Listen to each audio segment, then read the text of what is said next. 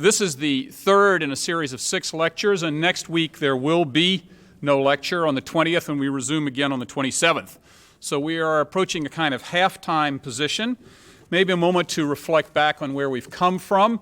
In lecture number 1, I tried to evoke why I was starting with 50 years ago, both in terms of the death of Jackson Pollock as a moment of recognition of the introduction of a very new kind of abstraction, the wholeness of Pollock's work, the lack of compositional hierarchy, the all-over nature of the dispersal of paint in his poured paintings. Many of these things seem to set a new direction for abstraction in America in the mid-50s. And I also talked about the advent of Jasper Johns' flag at roughly the same time as starting a countercurrent to abstraction, the advent of pop, a new imagery, a new kind of revival of Duchamp Dada that seemed to go against the grain of the traditional idealism of abstraction. And I took that as a starting point, and also E.H. Gombrich's lectures in 1956 on art and illusion, in which I tried to argue that Gombrich had argued for illusionism, naturalism, realism, the depiction of things in a convincing and credible fashion, as being a great achievement of Western civilization, wired into the way we think, and part of our open system of construction of hypotheses and their refutation and open debate. So my rhetorical question at the beginning was, could we ever have an argument for abstraction as good as Gombrich's argument for illusion? That is, something that took it away from the traditional arguments for ultimate Platonic form that have taken to justify abstraction, particularly in the early part of the century, and away from the historicist arguments for the inevitability of a time demanding certain kinds of forms, a kind of necessity of progress or teleology, which has also been used to defend the advent of abstraction in the 20th century.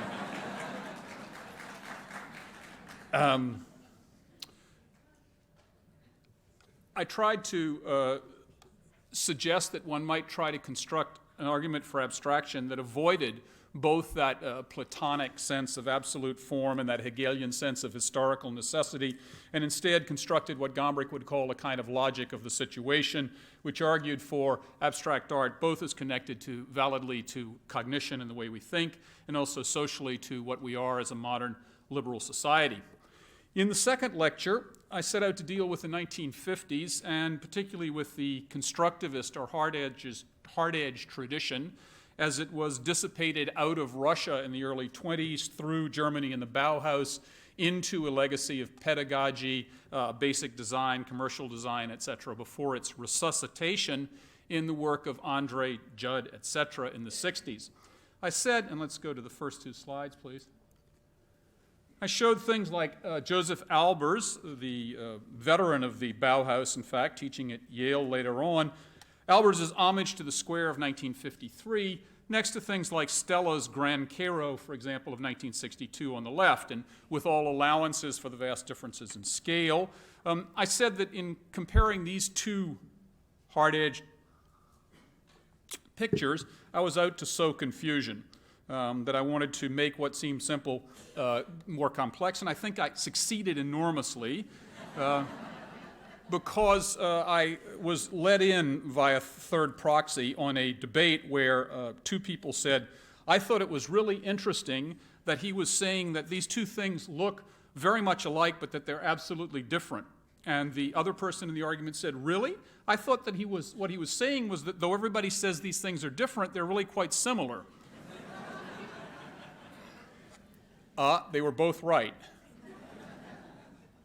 I was saying both things, that in fact these are 2 very, very different ends of a constructivist or geometric tradition, that Stella coming back at the square and the stripes through the models of Johns and Pollock in an entirely different scale and without any sociological or ideational agenda, is doing something very different in recovering in his generation the original impetus, for example, going back to Malevich, Tatlin, etc., in the form of Judd, Andre, and the others around Stella, doing something different from what Albers was doing in his foundation design courses, that we are looking at the crisscrossing of a similar tradition resuscitated and elongated in a certain sense. Now, I think that's probably confused the issue even more, so let's move on to today. We'll take as a sort of solace or epigram for last week's lecture and for an opening for this week's lecture, a quote from Donald Judd, who will figure large today. Judd once blessedly said in 1964, "The history of art and its condition at any time are pretty messy. They should stay that way. One can think about them as much as one likes, but they won't become neater. Neatness isn't even a good reason for thinking about them."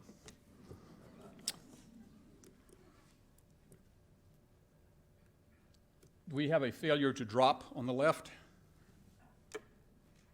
Yeah. In 1969, when Stanley Kubrick and Arthur Clarke set out to make 2001, they needed to find a form that represented the presence of something unknowable, a form of the ultimate. And they came up with the monolith, this great black forbidding slab which first appears to the apes in the beginning of the movie on the left, and then is rediscovered later as the movie segues into its main body on the moon, from which it sends out one piercing signal in the direction of Mars. Kubrick and Clarke wanted a form that seemed absolute and absolutely ambiguous, to have a tremendous amount of authority and a total muteness and indecipherability. And yet, the form they found was quickly mocked in Mad Magazine, here's a cartoon from the same year, as not having dropped in from Mars at all, but being very much like the form of ordinary things. Giant transistor radio, Dawn of Man tape deck, handball court, etc. That is, a simple and clear form like this is on the one hand somehow absolute and otherworldly, and on the other hand completely mundane and banal, and it sits on the razor edge between the two things. In fact, the source for the monolith in 2001 was probably more directly something going on in Los Angeles exactly in those years. And here is a slab sculpture, perhaps about 14, 15 feet tall, by John McCracken, an LA artist. And I'm certain that this form of monolith, this form of absolute rectangular slab, was probably the proximate source for Kubrick and Clarke's monolith. But it's part of a widespread vocabulary of what came to be called minimalist sculpture. And here is an installation by Robert Morris from 1965 of two 8-foot on the side L-beams in a big installation. The same kind of utterly simplistic rectangular geometry that McCracken employs. And the name minimalism as applied to this came from an article not about this art at all, but about what were the minimal conditions that might satisfy a thing being a work of art, a speculation by the British philosopher Richard Wollheim, from whom the name of the article was about minimal art, and the idea of minimalism was adopted from it to the great distaste of most of the artists therefore characterized. They didn't like the name at all. But the idea of minimal conditions for art did seem apt at the time to these extremely reductive, mute objects. Now, I always think when I look at things like the Morris installation or other early minimal installations about what I would call Kenneth Clark's Rembrandt problem. That is, in Civilization, in his great series of films, Clark says, you know, here is 17th century Holland, the most Philistine, crass, mercantile, money-grubbing society imaginable. And what do they get in the way of art? They get Rembrandt. Well, the reverse or inverse seems to be true. Here is the 1960s. Here is the age of the new frontier, of the space program, of assassinations, of Vietnam, of huge student protests, of the sexual revolution, one of the most dramatic and exciting possible periods in the life of our times. And what do we get? We get dumb boxes, lattices that look like jungle gems, metal rugs that spread on the floor, and everything that seems to be mute and inert in the face of the insane dynamism of its time. Art that, in opposition to an extremely provocative and challenging world to live in, seems dumb as a post. And the fair question, which many people must have asked when they went to an installation like the one on the left is this a joke? This question has been asked many times about modern art, but never, I think, more to the point and more tellingly than then at the advent of minimalism, because it is an extremely honest question, and in fact, the very question asked by experts in another way of speaking. That is, what the expert would say is this a new manifestation of the Dada tradition? Is what we're looking at here a revival of the kind of anti-art provocation that led Marcel Duchamp to purchase a urinal, sign it R. Mutt, and submit it to an exhibition in 1917? And this is a late Duchamp remake of the original fountain. That is, there is a long tradition in modern art of the idea of the subversive joke, the idea of the thing that is anti-art, that demoralizes, deconstructs, disengages the category of art itself. Now, in a very interesting article on minimalism, not then so named, an article called ABC Art, which was another attempt to name what was being seen and respond to its elemental quality across the board, the art critic Barbara Rose, then in fact married to Frank Stella, proposed that there were two patron saints under which the new art was emerging, and they were Duchamp and Malevich. And here I show you the Russian avant-garde artist of the 19-teens and 20s, Malevich, Kazimir Malevich, and his Black Square, kind of ultimate reductive piece of 1925. The thing is that these two models from the past, then being revivified, as I tried to describe last time, in the reimagination of what modernity had been outside of the School of Paris, outside of Matisse and Picasso, the return of Malevich and Duchamp as two patron saints seemed to pose two incompatible models. That is, Malevich's attempt to find an essence of painting, to reduce to a bare state, to the ultimate reduction, the Black Square, seemed to be part of a modernist tradition of distillation, which was by then about innovation. It was about reducing things to basics, finding the essence of painting, reducing down, finding a fundamental building block. Whereas Duchamp's art seemed to be only about subversion, about getting outside of the narrative of history, getting outside of any chain of innovation, any teleology, and instead simply demoralizing, subverting the whole thing. Another way to put it, and perhaps the metaphor for Duchamp, is, are we looking here at art that, like Malevich, is trying to purify the spring of modern art, or art that, like Duchamp's, is just looking at pissing in it? The idea of getting against it and giving up it all. In other words, is the art that we're dealing with in early minimalism saying yes in a reductive, hard, concrete way, affirming, or is it saying no in a way that's subverting, pulling out of the whole game? There are some real confusions of these two things in the art that we see in the early 60s. Here, for example, Dan Flavin, a monument to Totlien of 63 on the left, and a diagonal for Robert Rosenblum of May 63 on the right. Now, in the case of Flavin, we have a monument to Totlien, therefore to the same Russian revolutionary strain represented by Malevich, the same idea of high idealism, the same idea of purity in art. And on the other hand, we have stuff bought from the hardware store, just like Duchamp's urinal. Which is the operative side? Is this meant to be a contribution to the history of art or a demoralization and dismounting of it? Is it anti-art or pro-art? Is it saying yes or is it saying no? It was very hard for many people in the early 60s to find the proper answer to this, to say whether in fact this was a joke or not. It's always easiest when dealing with challenging new art like this to see what it's not. You know, it's why we call things wireless and horseless carriage. That is, when something happens that's new, it's very easy to categorize it by its abandonment of the things that we know. But the surprising thing about this new art is that the few positive terms we might give to it, like geometric, abstract, or rational, are precisely the terms that it wants to reject. It is precisely what it is not. And let's look at two examples. Here is a Ken Nolan chevron piece of 1964 and a Carl Andre sculpture called Redan, R-E-D-A-N, of the same year.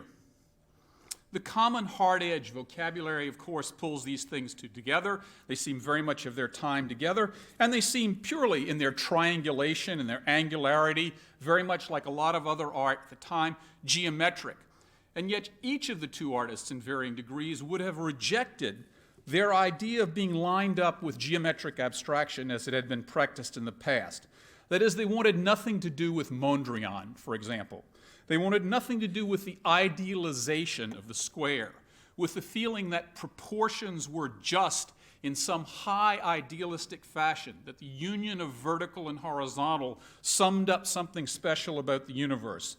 They wanted geometry for graphic impact. They wanted it for its power in reducing the sense of human gesture and getting a clean, anonymous kind of edge to their work. But they felt that geometry was ultimately meaningless for them, and they wanted its meaninglessness.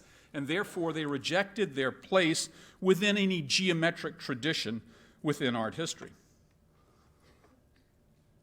Also, certainly Andre would have said, and Judd would have said for him, that his art was not abstract. And this takes a little more explaining. And it's wonderfully explained in an early article by the former editor of Artforum, Phil Leader, where he opposes the term abstract to the word literal. Abstract being a word he would gladly have applied to Nolan on the left and many other artists like him, and literal being a term reserved for Andre, Judd, and the others of that ilk on the right. This involves two different readings of Pollock. Nolan, Morris Louis, and many other, Jules Olitsky, many other painters of the early 60s were very much supported by and nourished by a nexus of critics who would include first Clement Greenberg and then Michael Fried and also William Rubin, who read this art as in a legitimate descent out of Pollock, in the sense that it had continued to abstract in the way that Pollock had, continued to pull away from the representation of anything. Fried's argument that Pollock's dripped line did not describe any volume in space, but existed purely and simply as line, involved a further distillation in what they saw as the history of modern art's tendency to pull away from any literary reference to things outside itself and begin to refer only to the essential properties of painting itself, to flatness, to line, to color. So this sense of Pollock's line leaving behind volume was further pulling away more abstract, and Nolan and Lewis and the others, by staining paint into canvas, by eliminating even any residual sense of space, had become even more abstract, taken the next step in a grand tradition. But others looking at the same paintings by Pollock, saw something different. Judd, for example, said, "The dripped paint in most of Pollock's paintings is dripped paint. It's that sensation, completely immediate and specific, and nothing modifies it." That is, the argument that Leader makes about Judd and Andre and the others is that they looked at Pollock and found house paint poured out of a can with no mediation. And what was thrilling and exciting about them was that it was the properties of that material, its relationship to gravity, the way that it hit the canvas, that it had a kind of immediacy that was physical. And without any reference, any metaphor, it had a kind of concreteness. And that Pollock reinforced this by stepping on the canvas on the floor, by stubbing his cigarettes out on it, by pushing his hand against the surface of it. He affirmed that the painting was an object in the world, not a window onto anything else, but an extension of the physicality of the world, and therefore literal rather than abstract, not drawn away from anything else, but the creation of something physical and object-like. The swing vote in this issue, in the reading of Pollock, of course, was also the reading of Frank Stella, with whom, as you remember, Andre had been a classmate at Andover, and with whose work Andre was closely involved, as well as Judd and the other literalist artists. Their argument was that in conforming his shaped canvas stretchers to the internal order of lines in a striped painting like Empress of India of 1965, and by making the stretchers of extraordinary thickness, that what Stella was doing was producing objects that generated space outside of themselves and activated the space around them, rather than producing merely abstract paintings which distill some essence of a painterly tradition. And there's a huge tug-of-war that goes on between the Fried, Rubin, Greenberg school, who want Stella for the history of abstract painting, and the Andre Judd group, who want Stella to be a progenitor of minimalism. And this is a battle fought as well, I might say, within Stella's soul, who is ambiguous about whether to bond with the high tradition of the great and powerful critics and institution, or what seems to be the radical new edge of a younger generation, he himself being by youth and age inclined to hang out with the guys who are making the work like the one on the right, on the other hand being brought in and carried along in a powerful career sense by those who support Nolan, Lewis, etc. Which side of the issue will he himself buy as one of the little dramas of the early 60s? Not geometric, not abstract, not rational. What's meant by not rational? Well, let's compare an Andre, again, another one, and this is from 1968. These are two pieces. One of them is called 144 lead square, and the other one's called 144 magnesium square, with the David Smith cubi of the mid-60s on the left. David Smith being the great sculptor of the abstract expressionist generation, reaching a new peak with his geometricized work of the early 60s. What Judd argued about the opposition between these two kinds of art was that the best new art, in which he certainly included Andre, as well as I think his own work, was not relational. That is, that the order within the Andre map of plates put on the ground had a kind of wholeness and all-over sameness, which was the direct translation of the drip paintings of Pollock.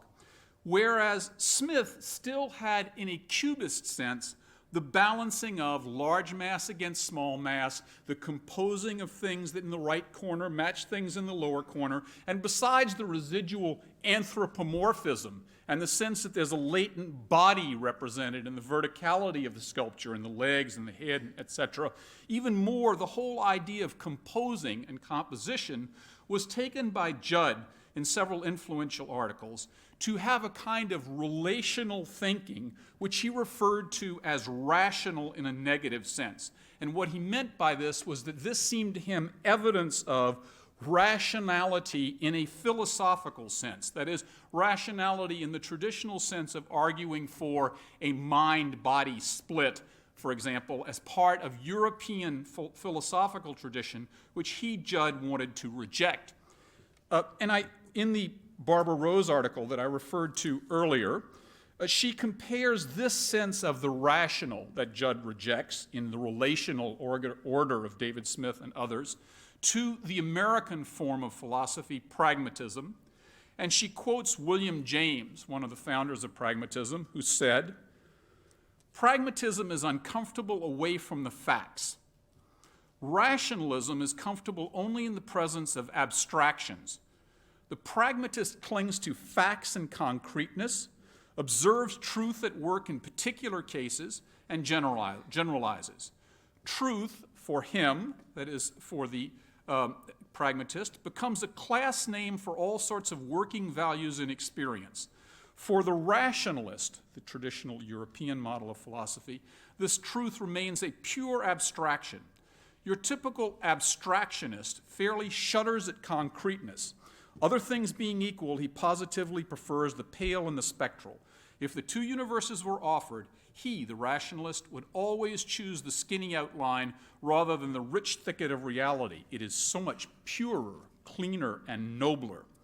And Rose argues persuasively, I think, that Judd and Andre, in their literalness, in their sense of seeing dripped paint as dripped paint, in the sense of seeing painting as an object that pushed out towards literal space rather than a window onto something else, that this involves an empirical, pragmatic American insistence on concreteness and fact, and that Judd's famous statements about getting rid of Europe and getting away from the European model have to do with this sense of not being rational in that sense, not relational, but instead being pragmatic, literal, and concrete. And there are other things involved with this, which is the radicality, of course, that goes without saying, of Andre translating Pollock's working on the floor on his paintings into a literal gravitation-bound sculpture without any base that hugs the floor in an assertion of its absolute gravity, the translation from Pollock's values into sculptural values. And it's this move that the generation of Judd, Andre, Morris, etc., felt became increasingly imperative. That is, the move into three dimensions. In order to produce an art of literalism, of concreteness and immediacy, one needed to get away from the window image of the rectangle that hung on the wall and instead get to something that activated immediate space around it. This idea, however, of the activation of the immediate space was precisely what was deeply anathema to Fried, Greenberg, etc. And when Fried wrote his famous article on art and objecthood in the early 60s, he must have had in mind comparisons or thinking about art like this. This is a Robert Morris installation at the Dwan Gallery in Los Angeles in 1966. What Fried argued was that precisely that abandonment of internal relationships, when we talked about what they rejected in the David Smith sculpture. They didn't want anything in the left corner or the right corner. They didn't want a balance. They wanted instead a kind of wholeness, all-at-onceness in their work that Fried said only pushed out any sense of relationship to the work of art into the space around it, and therefore activated the viewer, not as the viewer of a detached object in which they lost themselves, but something that the viewer became part of what Fried called theater. That there was a kind of theatrics to abandoning any internal order and therefore forcing attention out into the space around it. And one sees exactly what he means when one looks at the Andres or the Morrises. The irony, of course, is that Fried's essay came to be loved, in fact, by supporters of this art because it was precisely this sense of the activation of the space around the work that people liked about it, which Fried hated about it. Fried hated it because it seemed to him to be a residue of Dada. That again, that seemed to be the kind of joke tradition, that it was negating anything about art by pushing things out into performance, that the art itself and the object hardly mattered, it was what it created outside of itself. Others have analyzed this essay, Art and Objecthood, as if Fried, standing for the Kantian tradition of pre-established categories, is arguing against Merleau-Ponty and phenomenology, which was very much of interest to the sculptors of this time, the constitution of experience in the act of perceiving, the engagement of the body with the act of looking, etc., etc. But suffice it to say that Fried is arguing from a residual essentialism, the idea that reduction in painting goes to the essence of painting, that the more you reduce a work of art, the more it becomes pure and true to its own internal self. Whereas what the minimalists are arguing is that you get to a reduction that rebounds. By producing a squeeze and reduction here, you expand and activate the entire space around it. It is an anti-essentialist position, and Fried is arguing from a sense of distillation or reduction that is an entirely different sense of essentialism or coreism, whereas what the minimalists want is, again, the more pragmatic sense of the whole world around the work. This was a cruel choice. Make no bones about it. If you are positioning yourself in the early 1960s and you were looking at these dumb boxes and metal rugs on the floor and you were given the choice of bonding with them or bonding with the supporter of Morris Louis in this fabulous Tet picture that we looked at earlier of 1958, everything about the Louis says sophistication, humane values, a long involvement with the tradition of painting, everything that's noble and serene about being engaged in modern art, its triumph, and it's also lushly beautiful, and instead you're given pieces of lead on the floor that you can step on. You're asked to choose between high ethereality, between the human touch, and a kind of dumb, banal quiddity that you can step on. It's a hard choice, and yet the right choice, I think, and the choice I would argue for in this lecture, is in fact to go the way of the right, because the slide on the right, because on the long run, that is the source from which something new is going to spring. But the question that you have to ask with abstract art since 1950, and you had to ask about the André, and you had to ask about this Donald Judd on the left, or the Robert Morris on the right, is the art world equivalent of the kid in the back seat who says, "Are we there yet?" This is the question: is it art yet? Is it art yet? It's a hard question to answer. Face up to it. You can't tell on brief occasion. They couldn't tell, the experts, whether what they were looking at was a joke, a Dada stunt, or the core of some new kind of art, new kind of idealism. They felt a sense of deprivation, a sense of unease, the most sophisticated of them. What's true is that this is an evolving art, that it becomes art as we look at it over the years. One of the things that Judd wanted precisely was this sense of disquiet. Judd said about the objects that he was making and about some other painters that he liked, ordinarily these things look pretty plain and not important. I think a lot of people want instant importance. They want the importance of several decades instantly, when what you really want to do is get rid of this. The idea of producing something that was religiously and transigently unimportant, that seemed to have no redeeming values, was intentional, and therefore the disorientation is intentional and unavoidable. And yet equally true, history is unavoidable and things evolve. And over the space of time, it has become entirely clear, at least very clear to me, I feel, that there is all the world of difference between these two boxes and between these two artists. That you have two entirely different temperaments, and that regardless of the will to anonymity, regardless of the will to objectivity, to the seeming blank, machine-made look of this art, that in fact in the long run it is the temperament, intelligence, and creativity of the individual artists that make this become art and the kind of art that it becomes. Morris, for example, seems to me in retrospect to have been radical as an artist in a somewhat more academic sense. His career went on from here to be eclectic in a whole different way. It is now filled with wild, painterly, dissolved Baroque renditions of the Holocaust, for example. It is filled with dripping ropes and felt, as well as gray boxes. It has continually evolved in a kind of dialogue between a devotion to Jasper Johns and to that work, as opposed to the pure abstraction that's represented by this box. And it also has a different life enduring as objects, that as time passes by, it becomes clear that these gray-painted plywood boxes, like the Robert Morris on the right, have a kind of didactic sameness. That is, in Morris's retrospective, when they were remade, because they were mostly destroyed after these early things, they seem, to me at least, completely inert, demonstrations of a certain aesthetic position and not much more. Whereas Judd's objects, over time, seem increasingly quirky.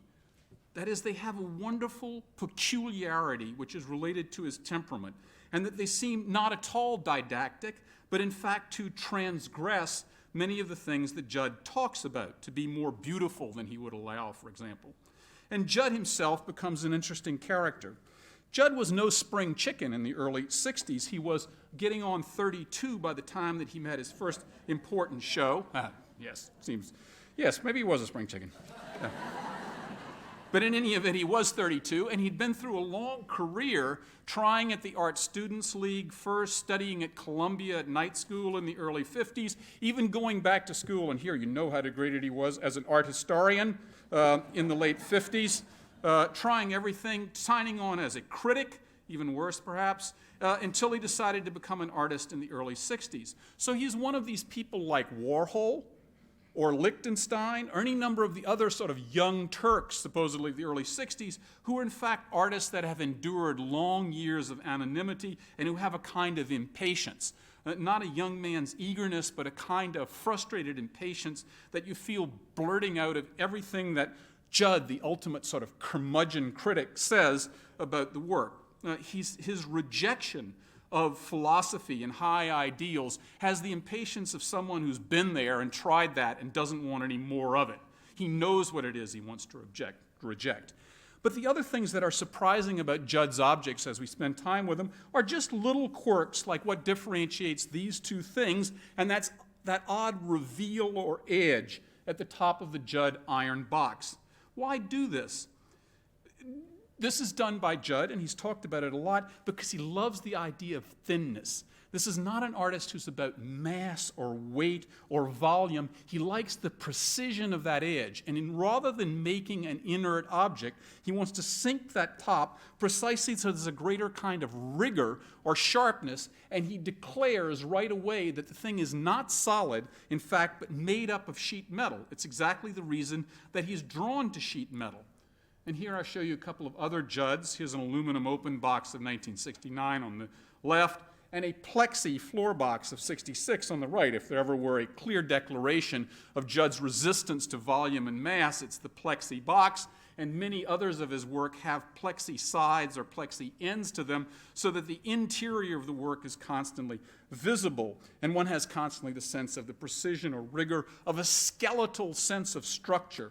He's against mass, volume. He's for a kind of pictorial art. He's constantly doing things not only like the plexi with all of its reflections, but the aluminum box where the edge seems to go down into the bottom, where there's an illusionism against all of his rhetoric about directness, immediacy, toughness. You can kick it. There's a kind of slick illusionism about the materials which redeems and lightens this work. It separates Judd not only from Morris, the material power of these things and the material force of them, but it also separates him from things he's very close to emotionally and intellectually, like André. And here is an André floor piece in steel of 1968 with big steel plates on the ground. And I show you it next to a Judd classic form, which is this stack. This is one of the largest stacks he did. It must be about 14 feet tall. It's in galvanized steel with paint on the outside of 1967-68. For André, weight, which I talked about earlier, the gravity of Pollock translated, was honesty itself. Sculpture weighs. Let's not have any base. Let's not have any mediation between us. Let's just declare that the thing hugs the floor and is weighty. And this is true to a kind of ideology which goes against what we saw in David Smith, which is the man raised up, or the figure raised up, head above the ground. There is a we don't need any more heroes kind of anti-idealism to André, and André has an ideology of sculpture, which is very much related to sculpture. Whereas Judd is not at all involved with this. This stacking of things up above seems to share with André a common internal order. That is, the idea that it is not a balancing of things in the terms of the David Smith, but is one thing after another. Simple contiguity, sequence, repetition, the same modularity. This Judd shares with André. But he does not at all share the sense of interest in weight. In fact, for Judd, the concept of weight and mass and solidity in sculpture is akin to the whole European tradition that he dislikes, and he wants his work to be light and about light in every possible way. One of Judd's favorite artists, curiously enough, is Matisse, who he constantly talks about in terms of light and lightness, and the thinness and fineness of his edges and material, the transparency of his volumes, the introduction of light and color constantly into the work have nothing whatsoever to do with the stern rhetoric of a lot of his writing, nor with the work of André, for example, with whom he is constantly and commonly bound. That is, one needs to look beyond the rhetoric of minimalism as a simple, sane, organizable, sane aesthetic that dictates to everyone what they do, and see instead a series of very different artists bound together by a common desire to make something new, but divided by the individual temperaments which over the long haul give their work all of its quality and resonance and history. But think about the way that Judds are made, for example. Here is a later Judd in plywood, specifically not wood, plywood, because he wants first of all, the thinness and fineness that plywood affords him, but also because he wants a relatively humble material, a material that's not associated with patination, with fine art. He wants also a kind of ethic and aesthetic of carpentry, of joinery. Remember I talked last time about sending this work out to be fabricated. Judd is not involved, as many of his contemporaries are not involved, with handwork. He wants gone with that sense of abstract expressionism. He wants gone with the notion that the individual resides in the touch. He's willing to work with fabricators. I think I, in Washington parlance, misspoke when I cited his fabricators. Before, they're in fact called Bernstein Brothers, and they were in Long Island City, not New Jersey, but they were tinsmiths or galvanized metal workers who did a lot of Judd's work. It's a kind of mom and pop shop, as I stressed then, and there's also an interest in very simple carpentry, a kind of ethic of things which are not too highfalutin and also at the same time not art. It's often constantly misunderstood that minimalism in general and Judd in particular are involved in a kind of fetishization of industry and the industrial. I don't think that's true at all. Judd does use paints from industry. He's very selective about it, however. He's a real aesthete and connoisseur about all these shades of Harley-Davidson lacquer, for example. This is a spray-on Harley-Davidson lacquer on the galvanized metal on the left, and there's another description by another writer of Judd looking through hundreds and hundreds of pallets of things until he comes up with just a turquoise, which was used on the 1958 Corvette, to get just what he wants. It's this sense of body shop aesthetic, of mom and pop shop, of low rent, small time stuff, which I think is involved in Judd's work. In fact, it's very much this sense of Judd's interest in color and plexiglass, in lacquer, that caused Sol LeWitt at one point to say, Donald Judd's most recent show proves that he is our best West Coast artist. What did he mean by that? What he meant was, like McCracken or Larry Bell, Judd seemed to be interested in finish and slickness, that utterly unlike Andre, who insisted on the elemental quality of magnesium or lead, that the sense of finish and surface, of high gloss in Judd's work, spoke to what had then come to be called the finish fetish aesthetic coming out of Los Angeles. We looked at that gleaming McCracken slab earlier. Here's another one of 1967. And a Larry Bell vacuum-sprayed glass box of 1968 on the right, where there are very subtle fogs of gray that change the reflective properties and mirroring properties of the glass. So that for all the cubic relationship, say to the geometry of Judd or Andre, Bell is involved in an entirely different kind of dissolution of geometry, in a kind of veiled, a beautiful, slick, hard-edged sensation of an entirely different kind, and McCracken's multiple sprayed lacquers come exactly out of the custom car culture of Los Angeles. It's so interesting, in fact, when you look at these, that it's New York, with its artists who've been to Columbia, New York with its high galleries, the tuxedo capital, the big center, which in fact produces the most rustic and rough and ready art, in things like Andre, whereas it's LA that produces the high gleaming sophistication. It's because that sophistication comes precisely out of choppers and custom cars, that it's produced out of the aesthetic of high color that's part of Los Angeles and doesn't have the kind of grim insistence of the East Coast version. Perhaps the word precisely for LA minimalism is cherry. In the old vernacular, a cherry with its vulgate implications that you're involved in an intense amount of labor, multiple coats of lacquer, high degree of control, in order to get to something approaching virginity, that is an absolute, pure, scratchless surface. You start from a different point in LA, with things like Robert Irwin, for example, in his paintings of the early 60s, starting much more with Rothko and Olitsky, for example, than with Pollock and Stella, and going in a very, very different direction of purification or reduction from there. And here are two Robert Irwin disc projections of 1967 on the right and 1969 on the left.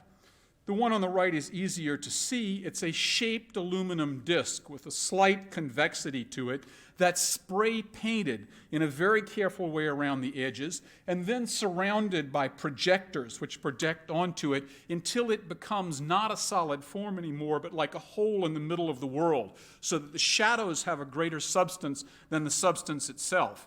Or in the case of the disc on the left, a metallic band through the middle produces a sense of oscillation between the concavity of the piece and the sense that it's spherical and you're looking at the deep convex side on the other side. In other words, Irwin has controlled, in the same sense that multiple spray lacquers produce a beautiful, pristine ceiling, composed and controlled the act of perception itself.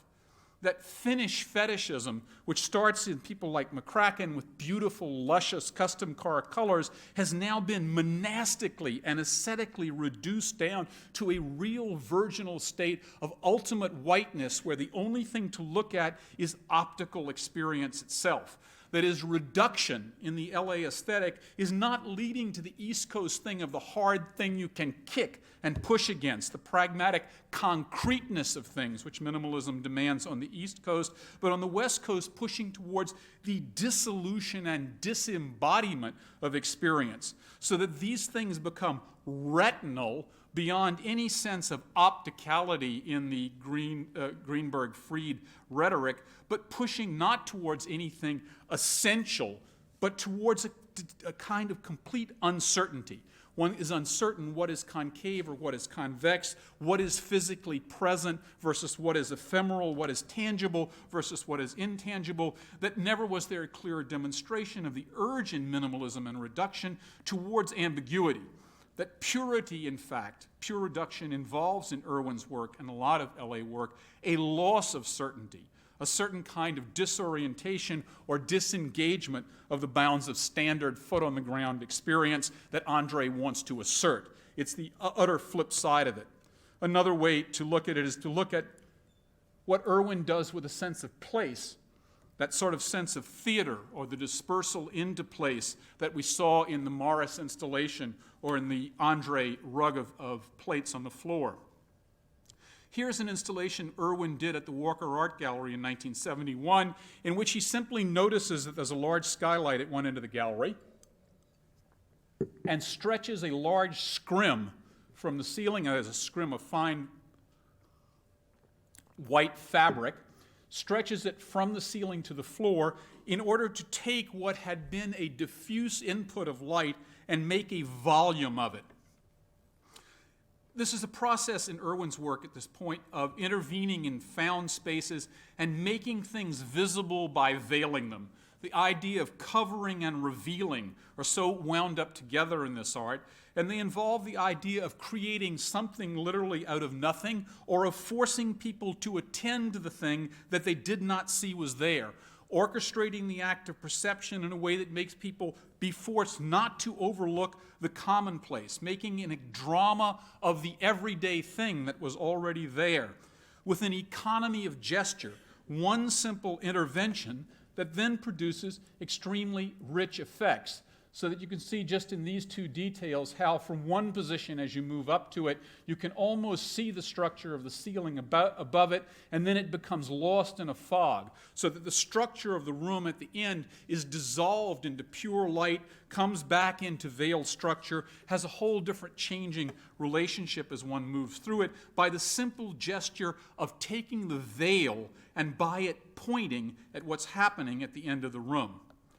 This whole aesthetic, the aesthetic involved in Irwin and to some extent in other artists as well, we'll talk about that in a minute, produces in Los Angeles an opposite kind of minimalism, as I've been suggesting, that in a common vocabulary in the 60s of reduction, of concentration on the empirical act of looking, on the act of perception, on forcing one against what is actually there, as opposed to anything metaphorized, that to the Tuscan, hard side of New York, LA posits a Venetian minimalism, just as in the Renaissance, where you get the tougher, more sculptural version in Florence, and the part in Venice that has to do with color and light dancing off the water. Here, where you get in Los Angeles long Pacific horizons, slow changes of air in long-term weather patterns versus the East Coast with skyscrapers descending into cold water,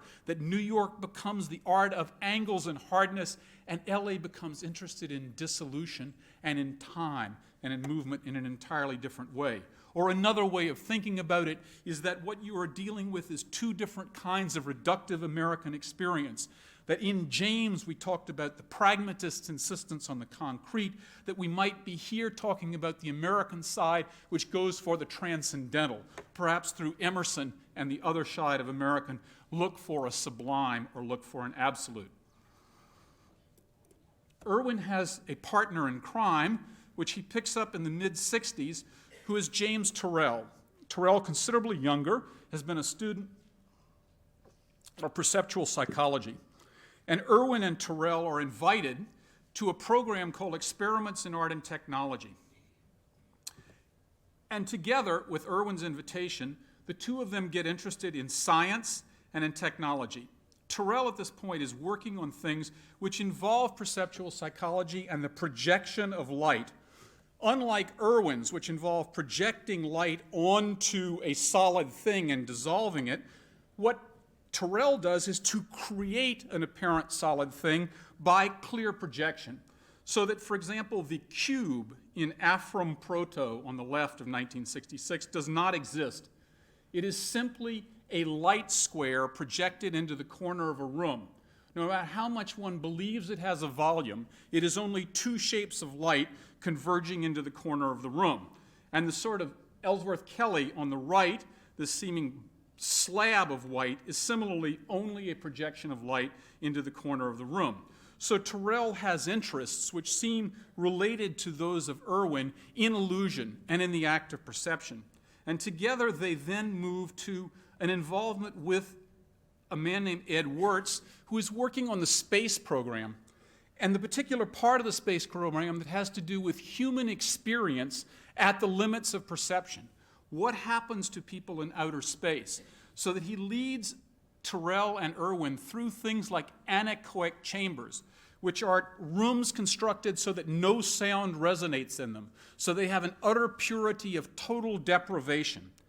This sense of visual environments, Ganzfields, where there is no differentiation, no up, no down, no side, sound areas where one cannot hear direction, this sense of being forced to attend to the limits of perception has a profound effect both on Irwin and on Turrell in terms of their interest in the reduction to forcing attention on the most minute parts of experience.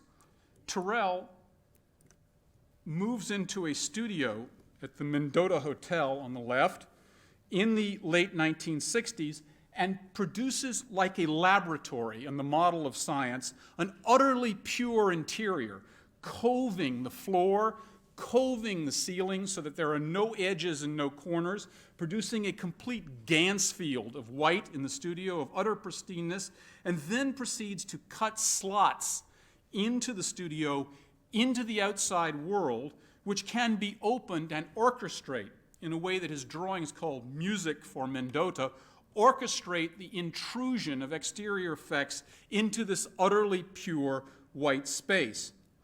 He's often said, Turrell, that one of his major influences, or one of the things that he thought about, was the music of John Cage. And it's worth thinking about Cage because he should have been introduced perhaps a lot earlier in this lecture. Most of you may know Cage by one of his major compositions, which is 4 minutes and 33 seconds of silence, in which the player comes onto the stage, lifts the top off the keyboard on the piano, sits for 4 minutes and 33 seconds, and closes the top on the piano. The point being that what is happening during those 4 minutes and 33 seconds, in whatever circumstance, wherever, is the music. This is Cage's idea, again, of forcing one to attend, of forcing one to take in what is otherwise on the margins, to look at the things not looked at in the way that Irwin's scrim installations force one to do it. And Cage is the extremely important bridge out of Duchamp into this reductive art of the early 60s, because Duchamp's art of negation of not doing art, of being involved with chance, with the arbitrary as a demoralizing thing, Cage is involved with chance and the arbitrary as a device of the marvelous, as a device of revelation. That in fact, Cage is opening the window in the 4 minutes of 33 seconds of silence is not simply an act of negation in the idea of putting the urinal in the exhibition, but an idea of acceptance. It is the transformation of the apparent tradition of nihilism and negation into a tradition of acceptance and attending to things that Cage is so important for. And Turrell's opening of the slots causes his studio to be like a kind of music of streetlights, of passing cars. Depending on any given moment in the day, the exterior activity is projected into the studio, including moonlight, and also, interestingly, including the lineup of certain of these slots with solstice moments in the sun. So in a way that premonitory of some of Turrell's other work, the studio here is part Cage and part Carnac. That is, it has to do with a sense of cosmology as well as quotidianness. That is, the attention and attending to things is involved both with one's sense of place in the immediate and mundane world and in a sense of contemplation of higher orders. And that's so important as a contribution to the idea of blankness that we talked about before. The emptiness of the box, the muteness of the slab is not simply negation or deprivation, but an invitation to contemplation. An invitation to look harder, to think harder. That sense of the contemplative power of the void also is something that's important for Cage and for so many artists of this generation. I'll show you a couple of Turrells to insist that he belongs to a whole. This is a piece called Iltar of 1976 on the left, and a piece called Razor on the right of 68. Razor I'm particularly interested in. You can probably tell what it is. The plane of the back wall of the room has been lifted forward.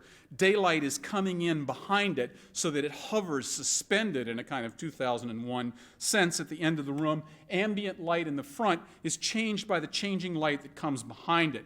This piece is so close in concept to so many pieces being done in LA at the time by the artist Doug Wheeler that one is obliged to say that Turrell, who has become the major force and exponent for what's known as California light and space art, comes out of a whole group of artists doing very closely similar experiments. One of the sort of signature pieces of Turrell, on the other hand, is perhaps the ultimate minimalist LA painting, and that's a piece like Iltar. And I can only describe my own experience in having seen such a piece at the Whitney Museum. You get off the elevator. In front of you there is a gray painting of no particular surface that you can discern, but quite thick. It has a texture to it. And you look at it, and it looks very subtle, extremely luscious in some ways. And you start walking towards it, and you start walking towards it, and your eye, like an autofocus, continually tries to get a hold of the surface of the piece until you walk up to it and discover that there is no surface whatsoever. That in fact what you're looking at is a razor-sharp edge framing a room behind, in which there is no light on either side except ambient light, and what you have been seeing as a gray painting is the empty space. And suddenly, in a stomach-turning way, you're forced to change substance for void, to change reality for illusion. Think of Judd's distrust of illusion as something that had to do with a kind of ethical rejection of anything that was not concrete, and think in terms of the Los Angeles opposition of the embrace of illusion, that the way to truth is to understand the power of illusion, to understand the force of perception, a way of instruction that what we see is not what we see, that there are other things that are deceiving us, to make us aware of the confluence between the internal and the external. Again, defeating the standard mind-body split of the old European tradition, but from a very, very different point of view. And here's another Turrell that is a red wedge piece, and as your eyes adjust to it, I can only describe that this is very similar as well to a piece I once saw by Maria Nordman, and there are no slides to convey what a piece like this is. I was admitted into an utterly black, dark room. I sat and sat and sat, watching the stars circulate in front of my eyes for a while, trying to figure out what was going on. I had no idea of the dimension of the room. Suddenly, over a period of 3 or 4 minutes as the eye adjusted, I began to be aware of the wall at the end of the room. And just as I was perceiving comfort in believing I now understood the parameters of my situation, just then the wall completely dissolved, and I realized that I was looking into a much, much deeper room, and that what I had taken to be a wall was nothing more than a thin sliver of light introduced by a slot in the side wall of daylight falling across and hitting dust motes across the side of the room.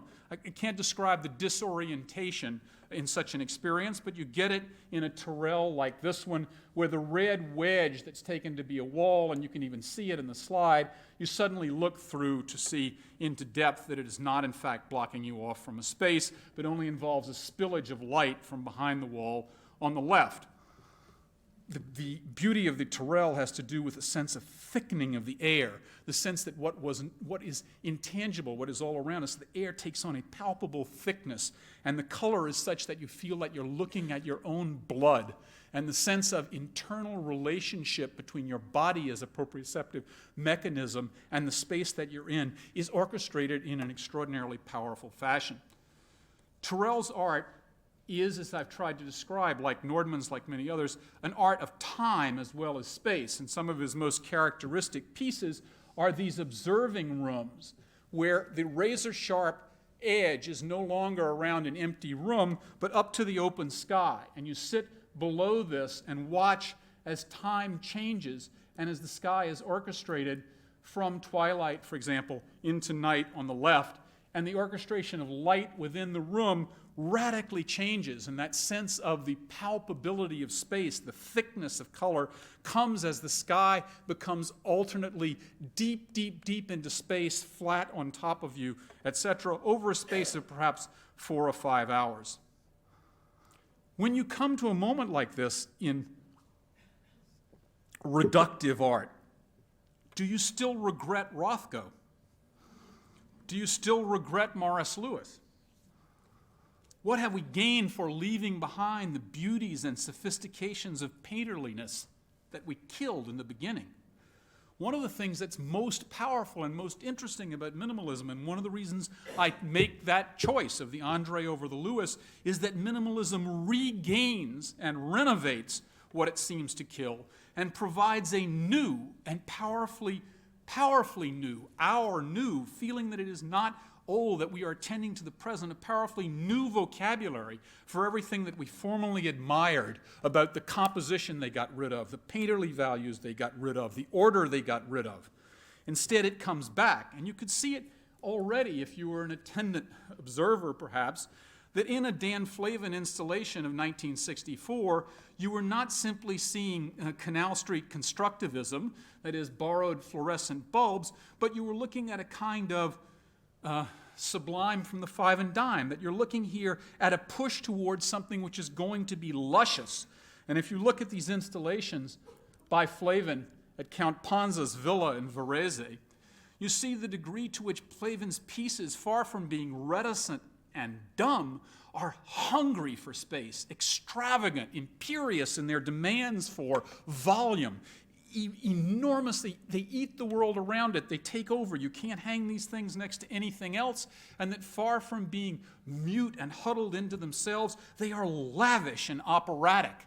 When you look at these transformations as Flavin's career develops, and how is one to know at the beginning that this is where it's happened, think of things like Philip Glass and Philip Glass's music, how the reduction to a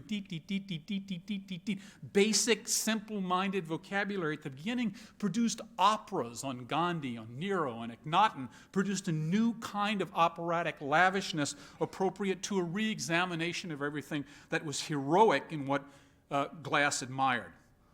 What I'm getting at here is that this is not just a question of the light that falls out of fluorescent bulbs in Flavin, that there is implicit in the reduction that we've been talking about in minimalism an idea of expansion, that minimalism's order should be not thought of as simply stripped down, but instead as pent up, that it is from the beginning a kind of compression that wants back out, that has in itself, because of its very simplicity, not only the idea of extension into space in the free theater sense, but also the idea of extension and elaboration.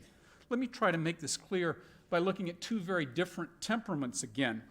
Walter de Maria on the left in this piece called Cage, which is certainly a reference to John Cage, as well as an idea of a restrictive little environment perhaps for a Giacometti on the left. And then on the right, the Sol LeWitt lattice next to the same de Maria in 1966.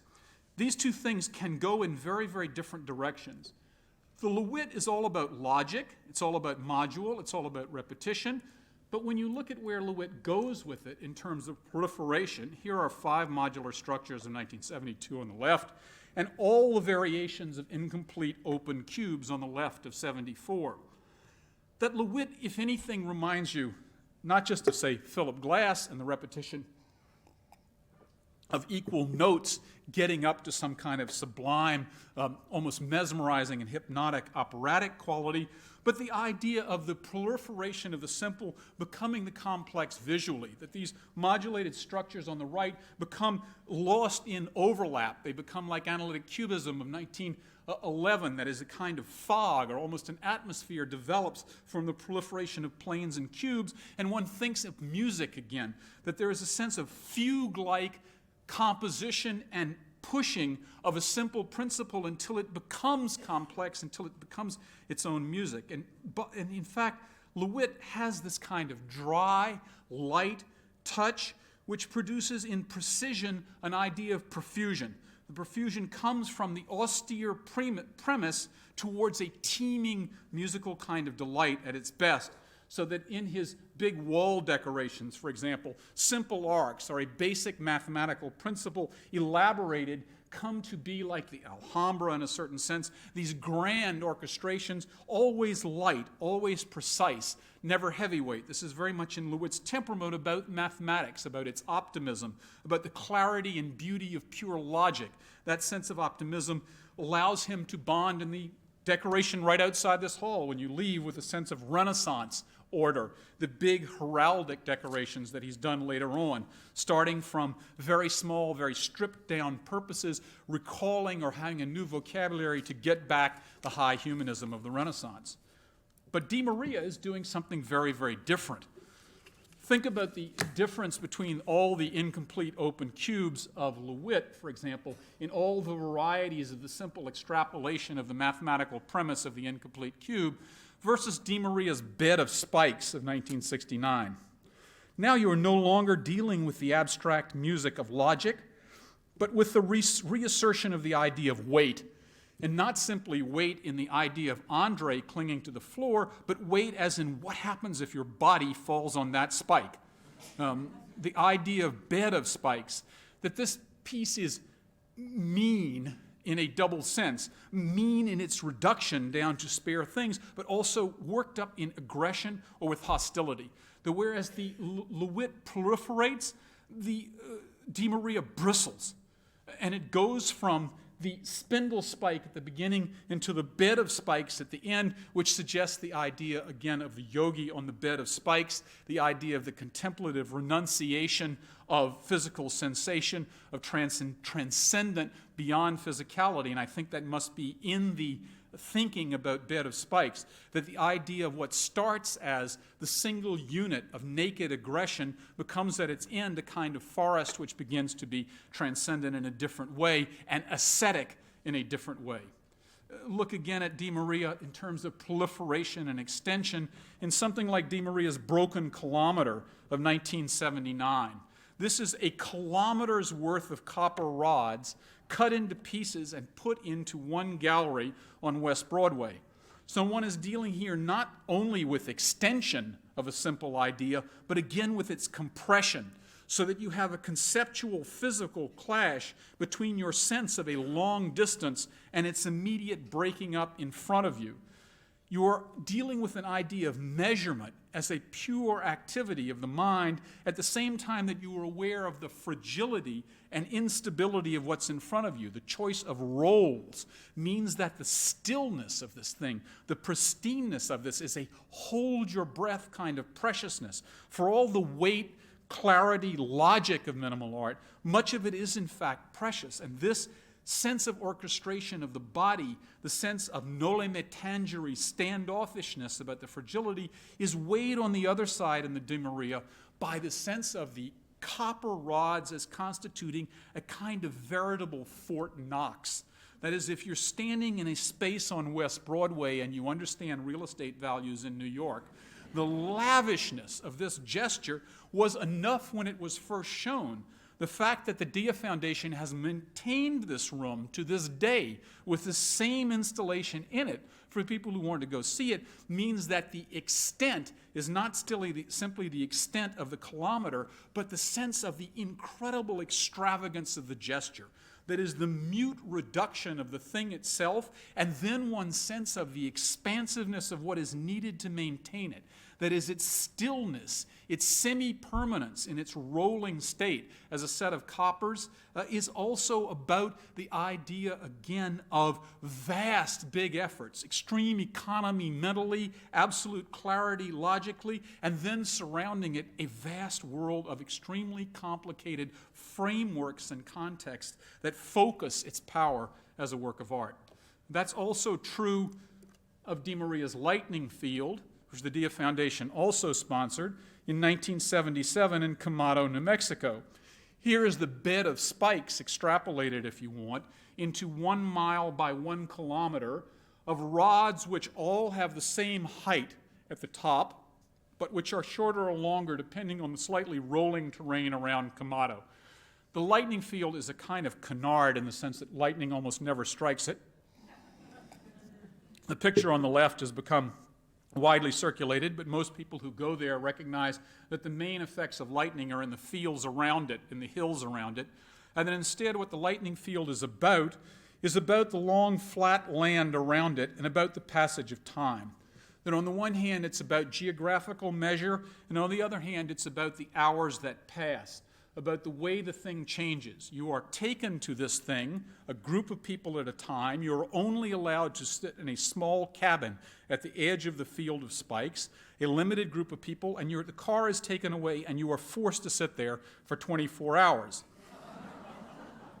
What you are forced to do is not simply to look at De Maria's Lightning Field, but make De Maria's Lightning Field allow it to make you look at everything around it, about the desert it's in, about the changes in time, in light, which it orchestrates, so that the work looking at sunset or at dawn, every one of these rods vibrates with an incredible, they are stainless steel, and they vibrate with an incredible richness for the oranges of sunset, the pinks of dawn. They stand out like pixelizations, like a kind of surah of dots and lines in the middle of your vision. The whole desert becomes pixelated. Whereas at other moments, like as the moon rises higher and higher on the left, or during the day and near high noon on the right, they virtually disappear, and you can convince yourself that they are not there. And the transitions between these things are unmeasurable, incremental. They happen slowly, and one becomes mesmerized or hypnotized by this. Again, as with Erwin Scrim, the effort, now much less economical and more enormous to put these things up, is to force attention to deal with what is, to orchestrate not simply the order within the piece, but to orchestrate an order outside of it, in the fulfillment of the positive end of what Fried saw as the negative virtue of minimalism. But the other thing that becomes clear, of course, as you stand here, is that these are still spikes. They have very sharp tops. You can observe, for example, that birds have learned to light on the top of them in order to pursue rodents underneath, and in a Darwinian sense, you're certain that the birds that didn't learn to light just aren't there anymore. And what your sense is that this is a military form. This is a lance or a javelin. And that order and the idea of ordering the landscape is not a neutral thing. And putting up stainless steel pointed spikes is not a neutral thing. And furthermore, that like the broken kilometer in the loft on West Broadway, this place stinks money. The idea of being alone in a desert like this, where all the land around it is owned, and one cannot see a single set of lights, but the absolute command of the desert means somebody owns this. And it is a very different model of patronage from the normal institution. When you think of minimalism challenging institutions, it isn't just that flavin bulbs require a room to themselves, it's that in its full extent, in the megalomaniacal reach or want of this reductive art, this requires vast, vast investments. It requires keeping galleries on West Broadway still so the copper plates don't roll. It involves keeping this place pristine so that lights don't interfere with it. And oddly enough, this all-American art tends to have been made possible by Europeans. That it's Count Panza's villa in Varese, which was the great shrine of minimalism in the 70s, and it's the Dia Foundation under Dominique de Menil and her children coming out of the Schlumberger fortune, that it's ultimately Heiner Friedrich and the involvement with that group, which first gave the great patronage to Judd, to Turrell, to De Maria, etc., that allowed this stuff to be made. So when you hear that minimalism is part of America in terms of its corporate scale, in terms of Judd's interest in industry, for example, or in terms of the military order of this, think again. This art is more courtly than corporate. It's involved on an entirely different idea of public-private patronage. That is, the scale is public, the scale is collective, but the vision is individual and the support is individual, and without that, one doubts it would have happened. A final couple of large projects like this, Turrell, having been involved in small rooms, having involved little windows on the sky, has been involved since the mid-1970s in making the ultimate big window on the sky, which is the Roden crater in the Arizona desert.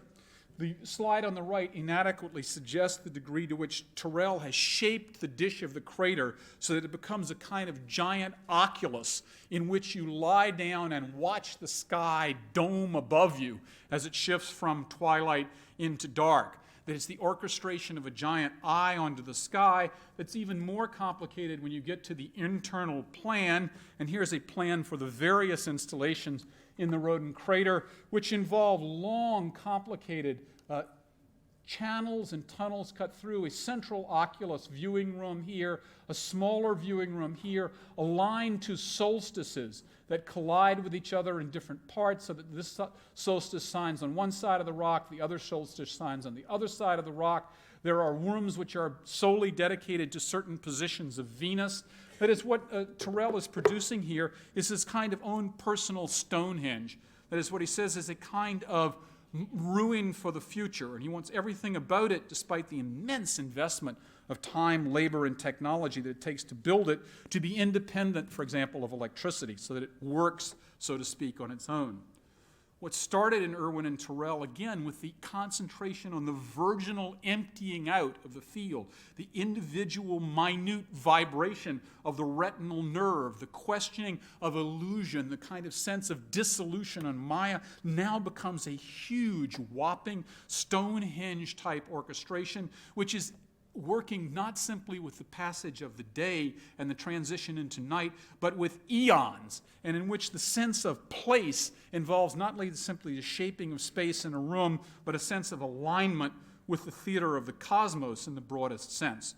And our first protagonist of minimalism, Judd, found an abandoned army barracks and camp in Marfa, Texas, and has produced for him and for artists he admired before he died, a beautiful set of installations in the former army sheds in which his own concrete pieces and aluminum pieces are shown in this amazing proliferation of beautiful old industrial spaces that belong to the army.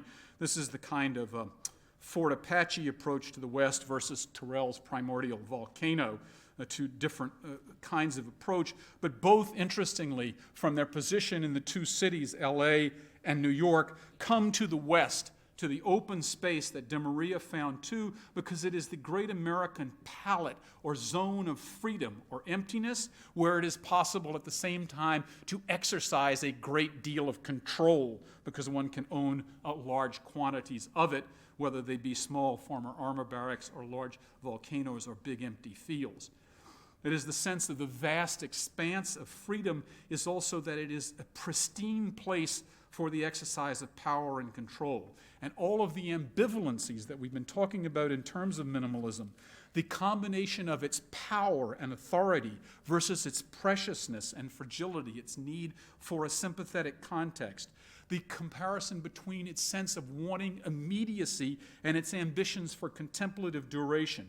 All of these things are coming together in these vast shrines to which one makes pilgrimages at Marfa, at the Lightning Field, at the Roden Crater. But the impact of minimalism is not only in these private spaces for an elite. It has come into every part of our life, into the very building that we're sitting in. I.M. Pei's East Wing of the National Gallery is certainly unthinkable in the 1970s without the emphasis on broad, flat, unarticulated, unfenestrated form that comes out of the aesthetic of this kind of vastly reductive art of the early and mid-1960s. In this vocabulary of reductiveness, in the purification, in the simplification, Pei finds the vocabulary of authority, a vocabulary of authority which can stand with the grandeur and pomposity of the classicism of the Capitol and the other buildings of Washington. But in the same scope, and right nearby, Maya Lin's Vietnam War Memorial is equally and even more closely indebted to and embedded with the aesthetic of minimalist sculpture in the 1960s and 70s, and finds in its wholeness and in its purity not the vocabulary of authority, but the vocabulary of ambiguity. And back to the monolith, not only the sense of imposing direct enigma and authority, but the whole sense of an enigma of uncertainty and ambiguity that becomes the primal sign for a war of ultimate ambiguity in the United States. It is not just that reductive, minimal form, like the pyramids, for example, are consonant with an architecture of death or memorial. It is that the combination of the mute purity of these two triangles with the literalness of the inscription of the names provides a kind of combination of speaking and Delphic silence that is the only appropriate, or has been instantly seen as the only appropriate and possibly unifying or consensus-building vehicle for a war about which there is vast disagreement. And the radical values of minimalism, the avoidance of hierarchy, the reduction of verticality, the elimination of composition within in favor of a wholeness, now moves out of the small cult world of the gallery into the articulation of a civic agenda of the highest possible importance. Similarly, if you look at Peter Eisenman's proposal for a Holocaust memorial for Berlin, then André's sense of repetition and André's sense of weight, the sense of modularity, the lack of hierarchy, the lack of differentiation, the feeling that there are no heroes, has to do with making a monument here about bureaucracy of evil. Are these loading cars? Are they gravestones? Are they barracks and concentration camps? They give no answers. They are anonymous. They are only about repetition, classification, about the idea of a kind of mass anonymity, which has now become the appropriate vocabulary for the ambiguity of rationality in the 20th century, the ambiguity of order itself in terms of the positive aspects of control versus their extremely negative consequences. What you find here in Maya Lin and in Eisenman is that vocabulary which had been pared down to immediate sensory perception, forced one to attend to the relationship to the body, that vocabulary has become at the millennium the preferred style of memory and contemplation and thinking that has provided the new and almost inescapable form of solemn monumentality. Just two final slides. The Rachel Whiteread paperback library of 2000 versus an Andreas Gursky photograph of the Times Square Marriott in 2000. The Whiteread are plaster casts of the negative spaces above books in a library. The voids are where the books were, and the jagged edges are the tops of the books. This was Whiteread's project for a Holocaust memorial. And in some sense, it's the bookend to the monolith we started with. The thing that seems to sum up all knowledge, the thing that seems to condense everything that is superior and beyond us, that seems mute and stands aside, the idea of a deep and imposing presence, now in Whiteread is the vocabulary of absence and the vocabulary of loss. It is still about knowledge, but about cumulative and collective human society knowledge, not from Mars. Without Judd's stacks, without Andre's modularity, without the idea of blankness, without the idea of literalness and literal dumbness in its apprehension of the things of the world, this extremely powerful metaphor would not have been possible. And yet Gursky uses minimalism in almost exactly the same vocabulary, the Judd stacks, the modularity, the repetition, to suggest the anomie and sterility in this computer-organized vision of a vast atrium of a modern hotel. Here, the idea becomes all that we have lost in a different sense, the inhumanity of logic, the inhumanity of repetition. The two sides are never going to be resolved. One thing for certain is we know this was not a joke.